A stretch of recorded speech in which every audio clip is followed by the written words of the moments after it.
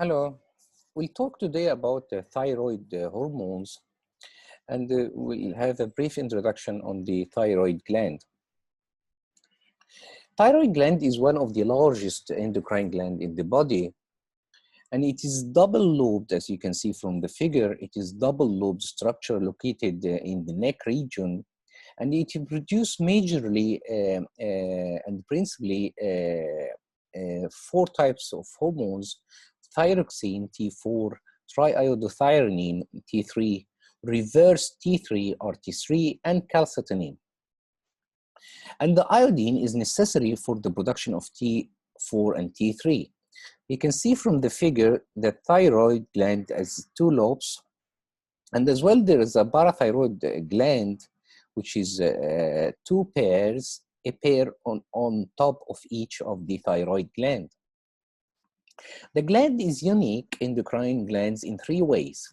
Physically, it is the only gland which can be seen and palpated from outside. Biochemically, it is the only hormone that needs a trace element, the iodine, for its production. So the hormones produced by the thyroid gland needs iodine. Physiologically, the hormone is stored in an extracellular site in the thyroid colloid and got secreted when the body needs these hormones. So that's why it is a very unique gland in these three ways: physically, biochemically, and physiologically. The thyroid gland secretes three major hormones, which are T4, triiodothyronine, and the calcitonin. While the RT3, it is the least amount and not biologically active, it's not a major one. For T3 or T4 or thyroxine, that's why it's T4, because it's having 4 atoms of iodine, and this is secreted in a very large amount. While the T3 triiodothyronine having 3 atoms of iodine and secreted in a lesser amount. While the calcitonin, which is an important hormone of calcium metabolism, and as well as the minor hormone, which is RT3, reverse T3, is secreted in very least amount and not biologically active. 90% of the hormone secreted by the thyroid gland is T4, while 10% is T3. However, almost all T4 is ultimately converted into T3. The functions of the two hormones are the same, T3 and T4, but they differ in rapidity and intensity of action. T3 is about 4 times as potent as T4. That's why T3 is secreted 10%, while T4 is secreted as a 90%. And the T3, as we said, it's 4 times as potent as T4. That's why it has a greater biological activity, but is present in the blood in much smaller quantity and for shorter time.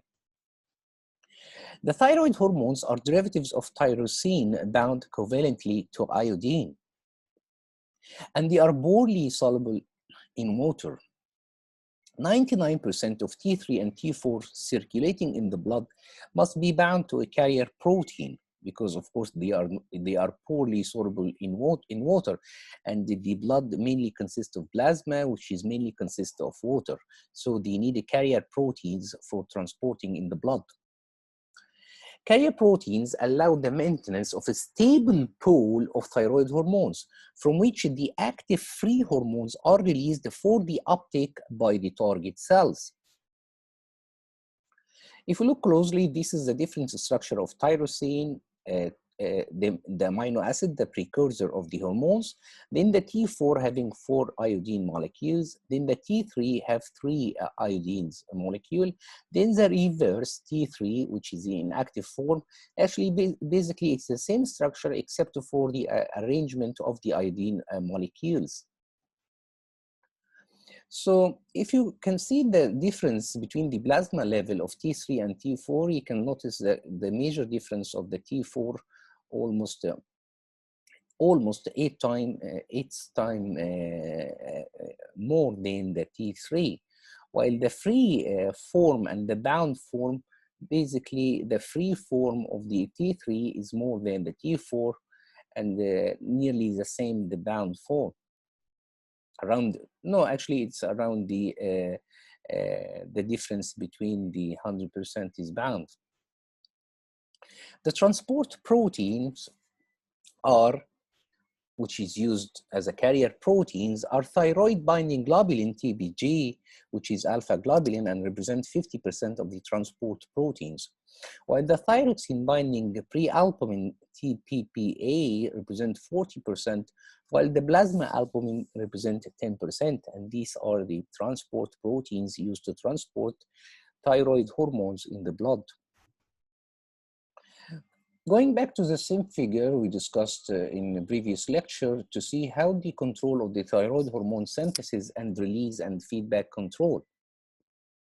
So you can see here, it starts with the thyroid releasing hormone from the hypothalamus that activates the thyrotrophs inside the pituitary gland to release thyroid-stimulating hormone.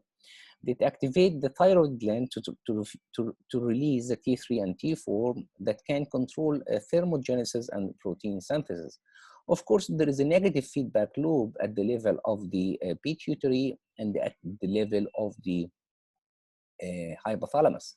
You can see as well that somatostatin as well can inhibit some of the production. Again, if more illustrative figure, you can see that a thyroid releasing hormone potentiates the effect on the pituitary to release thyroid stimulating hormone that act on the thyroid gland to release the T4 and T3, which both can act as a negative feedback loop for regulating the amount of the thyroid hormones in the blood. You can see that T4 readily available to be transformed into T3. Somatostatin act as well to inhibit the release of thyroid hormones on the level of the hypothalamus. So, what is thyroid stimulating hormone? Thyroid TSH, also known as thyrotropin, is secreted from the cells of the anterior pituitary gland, which is called thyrotrophs, which represent around 5% of the anterior pituitary cells. Receptors of thyrotropins are on the epithelial cells of the thyroid gland, and that stimulate the gland to synthesize iodine transporter, thyroid peroxidase and thyroglobulin. So all these proteins needed for the formation of the T3 and T4. So again, once the receptor of thyrotropin or TSH are activated by TSH, these stimulate the gland to synthesize the three types of protein: iodine transporter, thyroid peroxidase, and thyroglobulin. TSH actually is a heterodimer of glycoproteins of two subunits, alpha and beta, which are linked non-covalently. The two heterodimers are alpha subunit and the beta subunit. For alpha subunit of a TSH, it's also present in two other glycoprotein hormones, which are the FSH and LH in primates. Primates actually is a group of animals that contain apes and the human. And as well in placental hormone, which is chorionic gonadotropin, HCG. While beta subunit is unique and provide the receptor specificity at the thyroid gland. The important controller of TSH secretion is the thyrotropin releasing hormone. TRH is secreted, of course, by the hypothalamic neurons into the hypothalamic hypophyseal pituitary blood system to find and to locate its receptor on the thyrotrophs in the anterior pituitary gland, and hence secrete and stimulate the secretion of TSH. TRH is only very short peptide, 3 amino acid long, formed of glutamic acid, histidine, and the proline.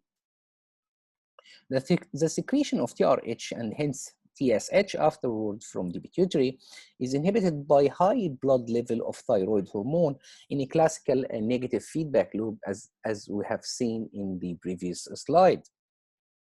Other factors that influence thyroid hormone secretion is exposure to a cold environment that triggers TRH secretion and enhances thyroid hormone release.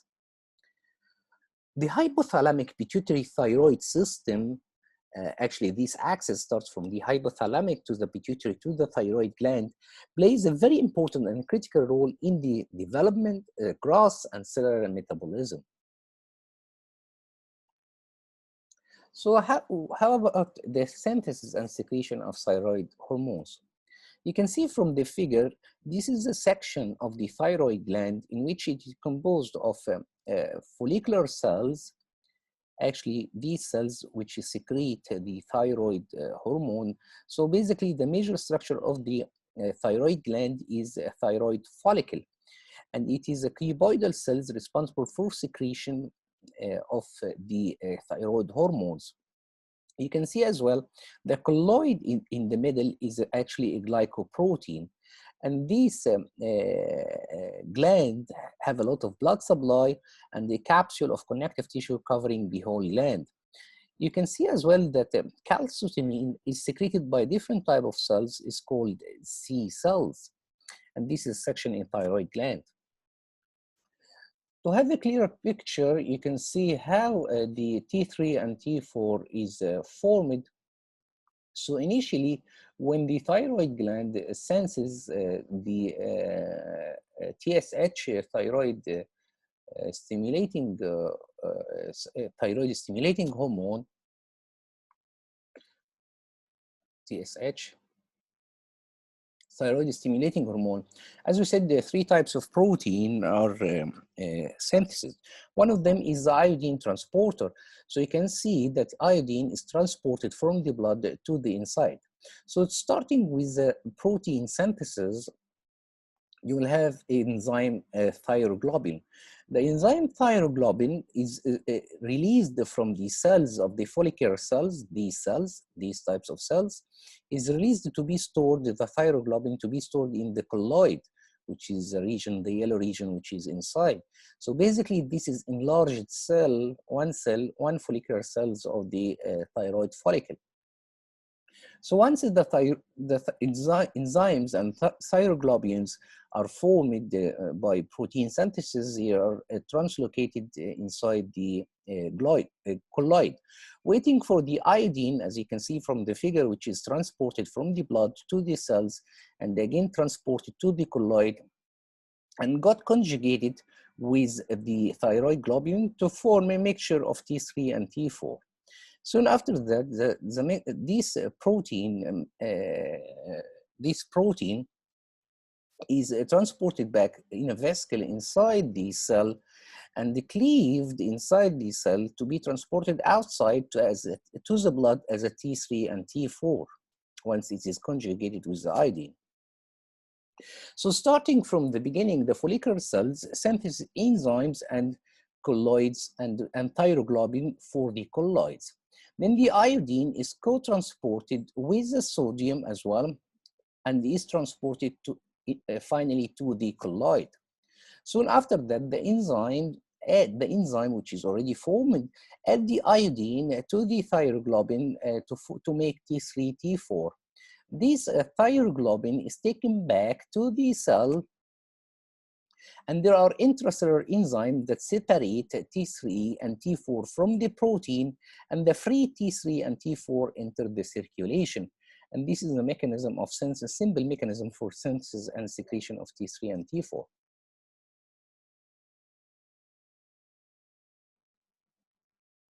Again, if you can see here, another representation of the mode of synthesis and secretion starts from the beginning. You can see that the thyroglobulin is synthesized and discharged into follicular lumen, which after moving through the Golgi apparatus for sorting and packaging, it is released to the colloid, waiting for the iodine Step 1. Step 2, waiting for the iodine to be transported to the inside of the cell and got trapped through the active uptake of iodine, and through the process of oxidation, it is moved inside to the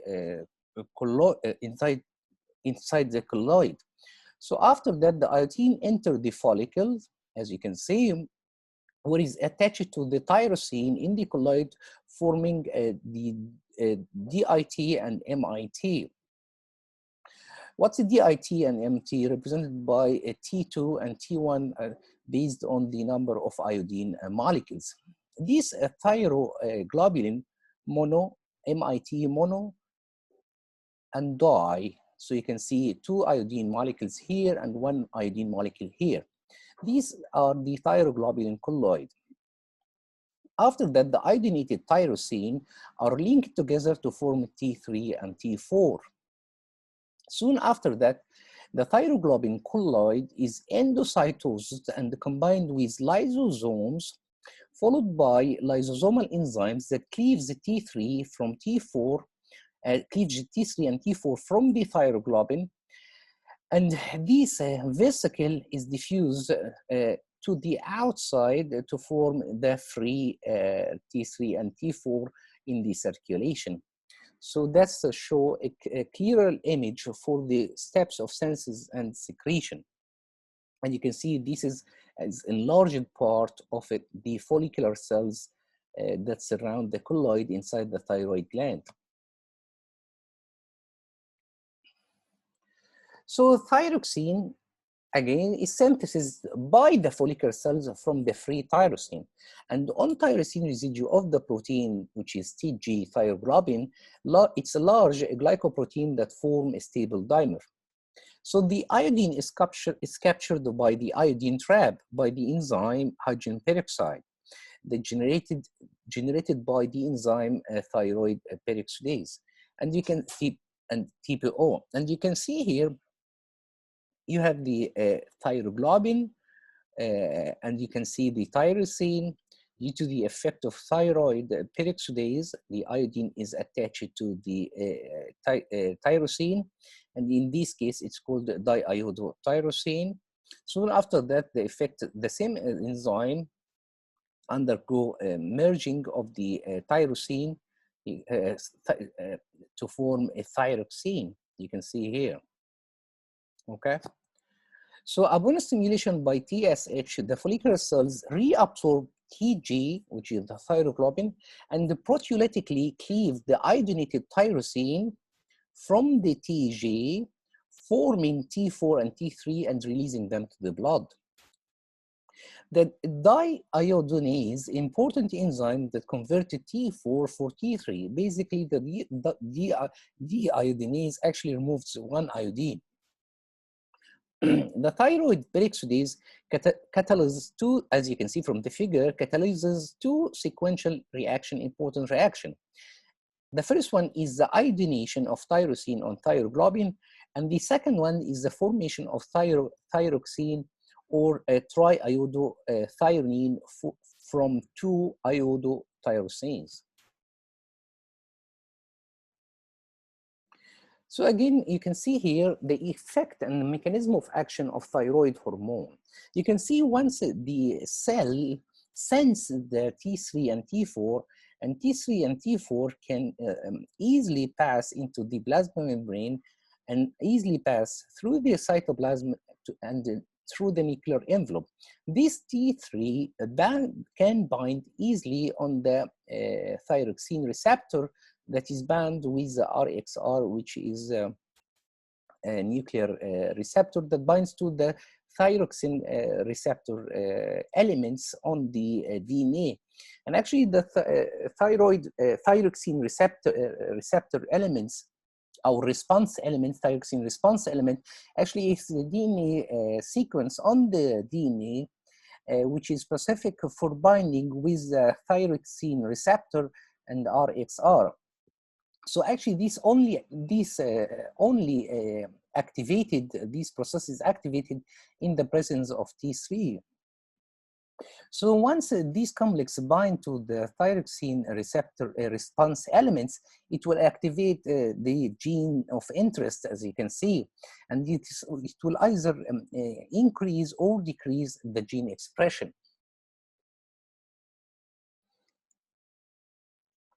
So if we look closely on the mechanism of action, you can see that 99.5 of the thyroxine binding 99.5 is of the T3 is bound to the TBG. These are the carrier protein we talked about in the previous slide, while 99.98% is bound to the TBG in case of T4.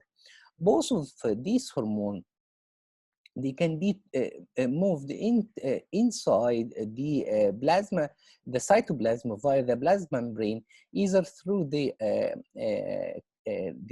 transporter or the carrier or the channel, or either freely. You can see it can enter freely through the plasma membrane. So T3 and T4 can enter the cell either by diffusion, as you can see from the figure, or by carrier-mediated transport. You can see carrier-mediated transport. Actually, carrier-mediated transport doesn't need much of energy. Once inside, you can see that the iodine as well, there is a mono deiodinase that converted T4 deiodinase that convert T4 into T3. So actually, it is removing one of the iodine. This enzyme removes 5' iodine, and so converting to T4 into T3, as you can see from the figure. Once the T3 now is available in the cytoplasm, it moves freely to the nucleus, as we just said.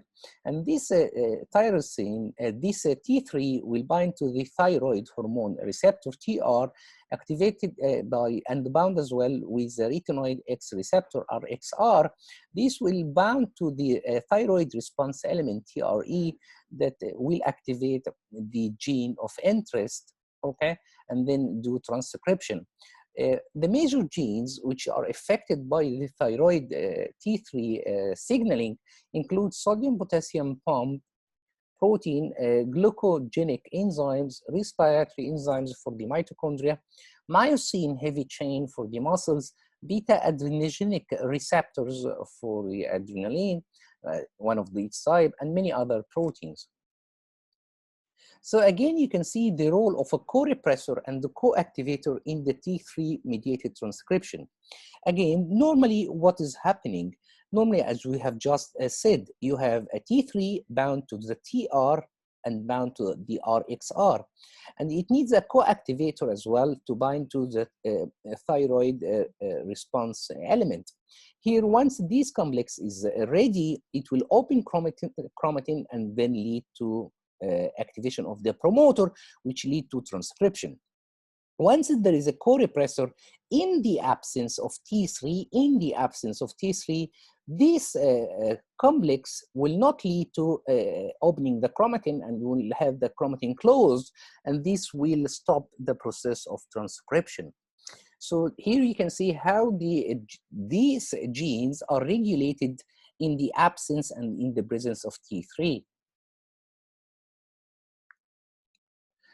So what is the physiological effect of thyroid hormones? So thyroid hormone have effects such as development, growth, metabolism.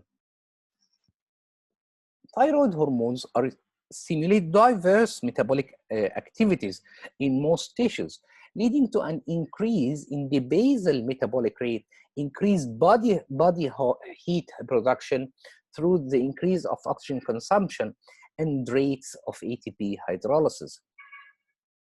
So what is the effect on metabolism?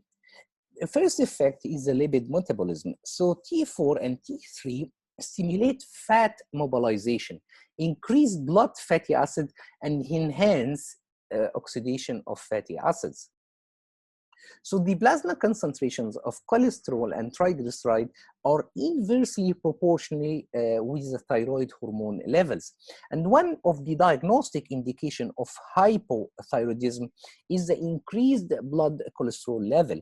So in a normal blood test to measure the cholesterol level, if it's high, that may indicate, and it's a diagnostic indication for hypothyroidism. So what about carbohydrate, the effect of thyroid hormone on carbohydrate metabolism? T4 and T3 stimulate carbohydrate metabolism, including the enhancement of glucose entry into the cells and the increase in the process of gluconeogenesis and the glycogenolysis to generate free glucose. And these are important step as well in the process of carbohydrate metabolism.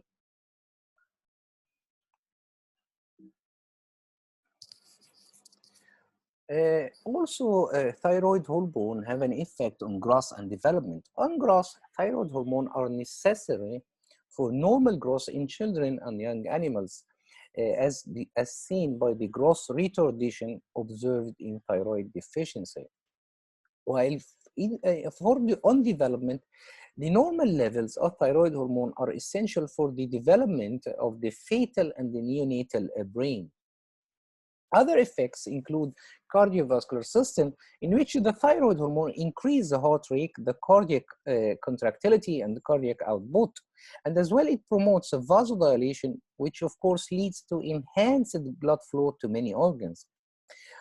For the other effects on the central nervous system, it also both decrease and increase the concentration of the thyroid hormone, lead to alteration in the mental state. For the effect on the reproductive system, the normal reproductive behavior and the physiology is dependent on having normal levels of thyroid hormone. So it have seen that hypothyroidism in particular is commonly correlated and associated with infertility. So what is hypothyroidism?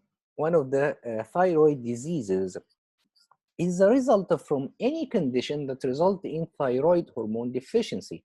And there are two well-known examples, include the iodine deficiency. So as we have just said, iodine is necessary for the formation of T3 and T4. So iodine is necessary for the production of thyroid hormone. Without the enough amount of iodine intake, the thyroid hormones cannot be synthesized. Iodine deficiency can be eliminated by supplementation of iodine with salts. And as well, there's another condition, which is a primary thyroid disease. And this actually is inflammatory diseases of the thyroid that destroy parts of the gland, are clearly an important cause of hypothyroidism, because they are lowering the amount of the number of cells which are responsible for formation of the thyroid hormones. So what is the hypothyroidism symptoms? Include lethargy, which is tendency to sleep, fatigue and cold intolerance, as well as weakness, hair loss, and reproductive failure. As well, in the case of iodine deficiency, the thyroid become inordinately large and is called a goiter. Most cases of hypothyroidism can be treated by oral administration of synthetic thyroid hormone. You can see here from the figure a case that is having hypothyroidism in an elderly female. You can see that there is a loss of facial hair, some of the facial hairs contour, and the patient is represented with depression and the personality disorder, and these are sometimes need a psychiatric care. Here, the same patient, 8 months after starting thyroxine replacement therapy and taking drugs for thyroxine thyroid hormone, and she restored her hair growth and facial contours, and show a marked improvement in psychiatric state. And now she have been allowed to discharge from hospital. So you can see how is the dramatic change after the thyroxine replacement therapy. So what about hyperthyroidism?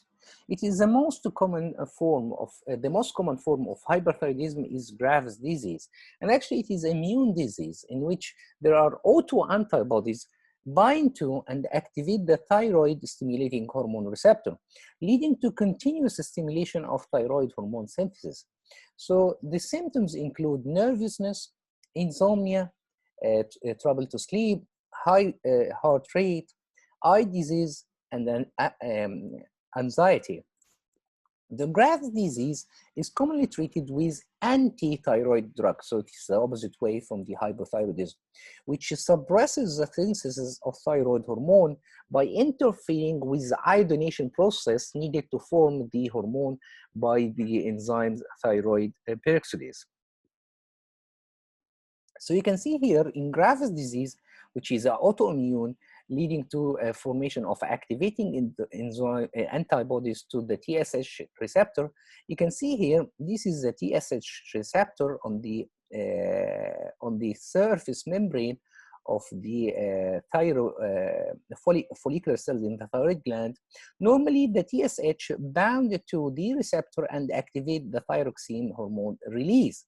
But in this case, in Graves' disease, there are autoantibody, which is anti-TSH receptor, and can bind and will lead to as well activation of the cell division and thyroxine release. So that's why it's called a type of immune disease, because antibody is involved.